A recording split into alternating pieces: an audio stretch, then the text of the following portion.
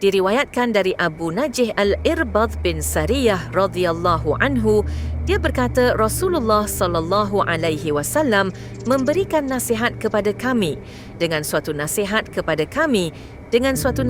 yang membuat hati kami bergetar dan air mata berhamburan. Kami berkata, "Wahai Rasulullah, seolah-olah ini merupakan nasihat perpisahan. Kerana itu, berilah kami wasiat." Baginda bersabda, "Aku berwasiat kepada kalian agar bertakwa kepada Allah Azza wa Jalla, mendengar dan taat meskipun yang memerintah kalian adalah seorang hamba. Kerana orang yang hidup di antara kalian akan menyaksikan perbezaan pendapat yang amat banyak.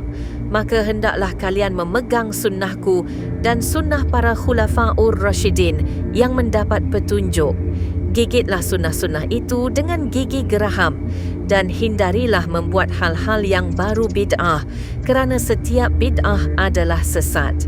Hadis riwayat Abu Daud dan At-Tirmizi, dan katanya, hadis ini hasan sahih.